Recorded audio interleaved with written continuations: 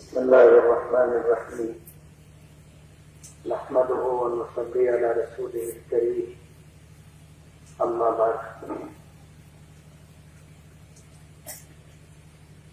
معززین شہر، حاضرین مجلس، میرے بزرگوں اور دوستوں، ماضی کی طرح اس سال بھی جمعیت علماء نے یاد محبان وطن کے عنوان سے آج کے جلسے کا انعقاد کیا اور ملک کے بدلتے ہوئے حالات میں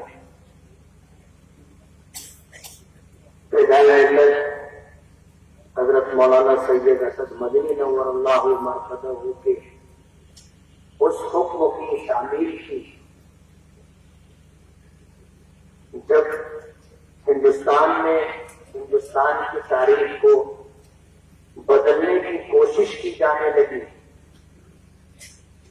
تو فدائے ملت رحمت اللہ علیہ نے جمعیت علماء کی تمام یونٹوں کو ہندوستان بھر میں اس بات کا پابند کیا کہ مسلمانوں کو اور خاص طور پر ہماری آنے والی نسلوں کو یہ بتایا جائے کہ ہندوستان کی آزادی میں مسلمانوں کا کتنا بڑا حصہ ہے۔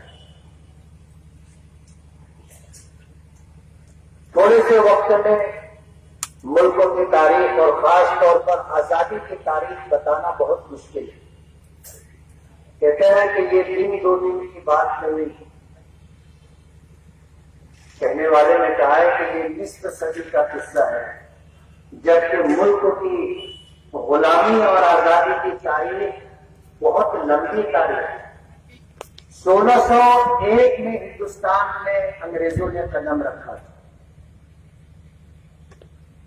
آپ اندازہ کریں کہ 1601 میں ہندوستان میں انگریزوں نے تجارت کے عنوان سے قدم رکھا تھا اور 1701 تک ہندوستان کے بہت سارے علاقوں پر تجارتی اعتبار سے قابض ہو چکے تھے اور ان کی نیتیں پہلے سے خراب تھی۔ تجارت کا عنوان لے کر کے آئے تھے اور ہندوستان جسے دنیا سونے کی چڑیا کہتی تھی اس پر قبضے کا اور حکومت کرنے کا ان کا اپنا پروگرام تھا۔ مال تجارت کی آڑ میں ہتھیار لائے جاتے رہے، مزدوروں اور ملازموں کے نام پر فوجیوں کو لایا جاتا رہا اور مال تجارت کو محفوظ رکھنے کے لیے گوڈاؤن بنانے کے لیے اس وقت کے حکمرانوں سے مراعات اجازتیں لی جاتی رہی اور ہتھیار جمع کیے جاتے رہے۔ انگریزوں نے اس ملک میں آنے کے بعد اس ملک میں رہنے والوں کے معاشیات پر، مال پر تو قبضہ کر لیا تھا۔ ان لوگوں نے اس ملک میں رہنے والے اور خاص طور پر مسلمانوں سے ان کا دین اور ان کا مذہب چھیننے کی پروگرامنگ کی۔ عیسائی مشنریوں کو لایا گیا، عیسائی مبلغین اور مناظرین لائے گئے، انہیں اسلام ہی کھٹکتا تھا۔ اسلام کو مٹانے کے لیے انہوں نے جو جدوجہد اور کوشش شروع کی، اس بات کو علماء نے بڑی شدت کے ساتھ محسوس کیا۔ میں نے ماضی میں بھی یہ بات کہی کہ ہمیں انگریزوں کی حکمرانی سے کوئی شکایت نہیں تھی، ان کا طرز حکومت بعد میں آنے والی تمام حکومتوں سے اچھا تھا۔ انہوں نے اس ملک کو جو کچھ تعمیرات کے نام پر کیا ہے، آج بھی موجودہ حکومتیں انہی تعمیرات سے فائدہ اٹھا رہی ہیں۔ ہمیں ان کی حکمرانی سے اور کسی کے ساتھ ان کے طرز حکومت سے اتنی شکایت نہیں تھی، لیکن جب انہوں نے اس ملک پر قبضہ کرنے کے بعد اسلام کو مٹانے کی کوشش کی تو یہ چیز ہمارے لیے ناقابل برداشت تھی۔ 1701 میں شاہ ولی اللہ محدث دہلوی رحمت اللہ علیہ کی پیدائش ہوتی ہے۔ علم حاصل کرنے کے لیے مدینہ منورہ جاتے ہیں، علم حاصل کرنے کے آنے کے بعد ہندوستان کے حالات کو دیکھتے ہوئے انہوں نے اپنے شاگردوں کو اپنی اولادوں کو تیار کیا اور یہ سلسلہ چلتا رہا. ان کے سب سے بڑے فرزند شاہ عبدالعزیز محدث دہلوی رحمت اللہ علیہ نے جب یہ دیکھا کہ اب انگریز نے اسلام کو مٹانے کے لیے وہ ساری کوششیں شروع کر دی ہیں جن کوششوں کو اگر بار عور ہونے دیا گیا تو ہندوستان سے اسلام کا نام و نشان مٹ جائے گا. اور انگریز نے ہمارے مالوں پر تو قبضہ کیا ہے, معاشیات پر تو قبضہ کیا ہے, اب ہمارا مذہب اور دین بھی ہم سے چھیننا چاہتے ہیں. تو انہوں نے فتویٰ دیا کہ ان الہند قد عادت دار الحرب, کہ اب ہندوستان دار الحرب ہو گیا ہے. شاہ عبدالعزیز محدث دہلوی رحمت اللہ علیہ کا فتویٰ تھا کہ اس فتوے کے بعد جتنی بھی تحریکیں وجود میں آئی سب اسی فتوے کی مرہون منت ہے.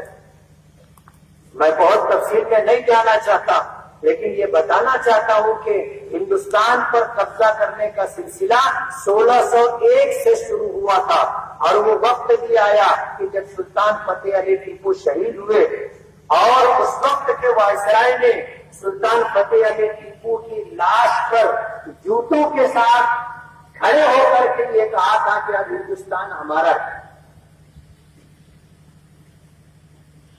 پورے ہندوستان پر ان کا قبضہ ہو چکا تھا. اس ملک کو انگریز نے ہم سے یعنی مسلمانوں سے چھینا تھا. بنگال میں نواب سراج الدولہ کی حکومت تھی اور ساؤتھ انڈیا میں سلطان فتح علی ٹیپو کی حکومت تھی اور درمیان میں مغل حکمراں اور بہت سارے نواب تھے جن سے حکومتیں چھینی گئی. گنے چنے وہ لوگ بھی تھے جو برادران وطن سے تعلق رکھتے تھے, لیکن ہندوستان کے اکثریتی علاقے پر مسلمانوں کی حکومت تھی اور انگریز اس بات کو سمجھتا تھا کہ جن لوگوں سے ہم نے ملک کو چھینا ہے وہ چین سے نہیں بیٹھیں گے, وہ اپنی حکومت واپس لینے کی جدوجہد اور کوشش کریں گے. مسلمانوں کو ختم کرنے کے لیے اسلام کو مٹانے کا پروگرام بنایا, لیکن جسے اللہ رکھے اسے کون چکھے. جس کی سلطنت میں سورج غروب نہیں ہوتا تھا وہ ہندوستان سے اسلام اور مسلمانوں کو ختم نہیں کر سکا. آج کے یہ تک یہ لوگ کیسے ہندوستان سے مسلمانوں کو ختم کر سکتے. اسلام اور ایمان ایک ایسی طاقت ہے کہ اگر واقعی کسی شخص میں ایمان کامل موجود ہو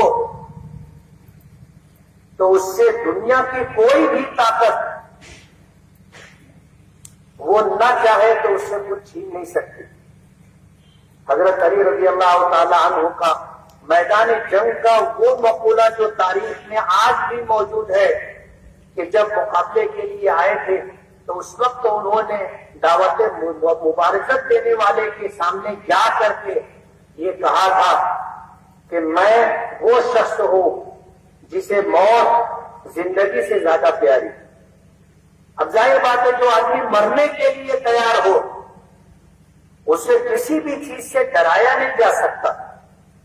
اور ایمان اور اسلام وہ طاقت ہے کہ جو ہمیں یہ پیغام دیتا ہے کہ اگر اپنے حقوق کی بقا حفاظت کے لیے ہمیں لڑنا پڑے اور لڑ کر کے ہم جی گئے تو ہم غازی اور اگر کام آ گئے تو ہم شہید.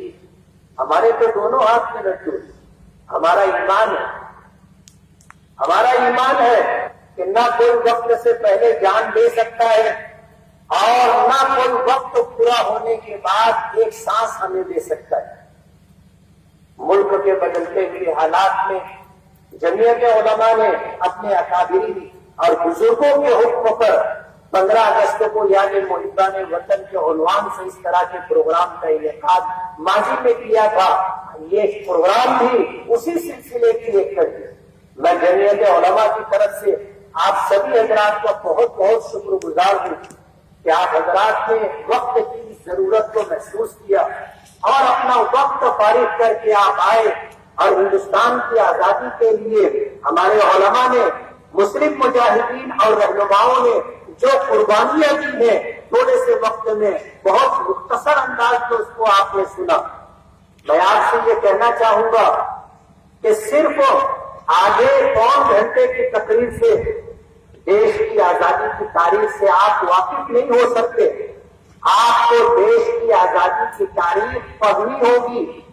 آپ خود پڑھیے اور اپنے آنے والی نسلوں کو بھی یہ پیغام پہنچائیے، ان کو بھی پڑھوائیے دیش کی آزادی کی تاریخ، تاکہ انہیں معلوم ہو کہ اس ملک میں ہم کرایہ دار نہیں، اس ملک میں ہم برابر کے حصے دار ہیں۔ اس ملک کی آزادی کے لیے مسلم علماء نے، مسلم مجاہدین اور رہنماؤں نے جتنا خون بہایا ہے، دوسری قوموں نے اتنا پسینہ بھی نہیں بہایا۔ 57,000 سے زائد علماء کو پھانسی پر لٹکایا گیا۔ ابھی آپ نے سنا کہ دلی جیسے شہر میں کوئی مسئلہ بتانے والا شخص نہیں ملتا تھا، کوئی نماز جنازہ پڑھانے کے لیے عالم ملتا نہیں تھا۔ ایسے حالات انگریزوں نے پیدا کر دیے تھے، لیکن کہتے ہیں نا کہ تقو بفراست المؤمن فإنه ينظر بنور اللہ۔ بار بار کی مقابلہ آرائی اور جنگ میں اسباب اور وسائل کی کمی کی وجہ سے اور اللہ کی حکمت و مصلحت کے پیش نظر شکست ہوتی رہی، تو پھر 1866 میں حضرت مولانا محمد قاسم صاحب نانوتوی، حافظ عابد دیوبندی اور دیگر علماء کرام نے دارالعلوم دیوبند کی بنیاد ڈالی۔ چھتا مسجد میں انار کے درخت کے نیچے ملا محمود اپنے ایک شاگرد محمود الحسن کو لے کر کے انہوں نے تعلیمی سلسلہ شروع کیا تھا۔ یہ کوئی مدرسہ یا مکتب نہیں تھا، بلکہ ایک تحریک تھی دارالعلوم دیوبند کی، جہاں ایسے جیالوں کو پیدا کرنا تھا جن کے سامنے صرف دیش کی آزادی اور جن میں انگریزوں کی دشمنی کوٹ کوٹ کر کے بھری ہے۔ ایسے افراد تیار کیے گئے اور پھر انہی لوگوں نے ملک کی آزادی کے لیے طاقتیں اکٹھا کی، افراد جمع کیے اور انگریزوں کو اس حد تک مجبور کیا کہ انگریز کو پھر 15 اگست 1947 کو ہندوستان سے اپنا بوریا بستر گول کرنا پڑا۔ آج ہم 72واں جشن یوم آزادی منا رہے ہیں۔ یہ آزادی ہمیں سجا کر کے نہیں ملی تھی، اس آزادی کے لیے 57,000 سے زائد علماء نے قربانیاں دی ہیں اور لاکھوں مسلمانوں نے اپنی جانوں کا نذرانہ پیش کیا، تب جا کر کے دیش آزاد ہوا۔ اب دیش آزاد ہو جانے کے بعد حالات کچھ اس طرح کے ہیں کہ ملک میں آزادی کی تاریخ اس طرح بدلی جا رہی ہے کہ جیسے دیش کی آزادی کے لیے مسلمانوں نے کچھ بھی قربانی نہیں دی، کہیں ان کا نام نہیں آتا۔ دلی کے لال قلعے سے جب تقریر کی جاتی ہے تو کسی مسلم مجاہد کا نام نہیں لیا جاتا، مولانا ابوالکلام آزاد کا نام لیا جاتا تھا۔ جب واجپئی نے تقریر کی تو وہ نام بھی ختم ہو گیا، تو اس وقت مولانا سید اسد مدنی نور اللہ مرقدہ نے 15 اگست کو یاد محبان وطن کے عنوان سے اس طرح کے پروگرام کی تاکید کی تھی، تمام کمیٹوں کو اس بات کا پابند کیا تھا۔ آج تک ہم اسی سلسلے پر ان کے دیے ہوئے حکم کے پابند ہیں اور اسی سلسلے کی یہ کڑی آج کی ہے۔ آپ سے میری یہ گزارش ہے کہ گھنٹے آدھے گھنٹے میں دیش کی آزادی نہ سنی جا سکتی ہے نہ سنائی جا سکتی ہے۔ دیش کی آزادی کے لیے مسلم مجاہدین کی قربانیوں کو سمجھنے اور یاد رکھنے کے لیے آپ کو آزادی کی تاریخ خود پڑھنی ہوگی اور لوگوں کو پڑھوانی ہوگی، تاکہ ہمیں یہ پتہ چلے کہ ہندوستان کی آزادی کے لیے ہمارا علماء کا، مسلم مجاہدین کا کیا حصہ رہا ہے۔ اللہ تعالیٰ ہمیں اپنے سلیم اور فہم سلیم عطا فرمائے اور ملک کے بدلتے ہوئے حالات میں ملک کی حفاظت کے اللہ اسباب پیدا فرمائے، خاص طور پر اسلام اور مسلمانوں کی بقا اور تحفظ کے لیے اللہ پاک خیر سے انتظام فرمائے۔ وآخر دعوانا الحمدللہ رب العالمین۔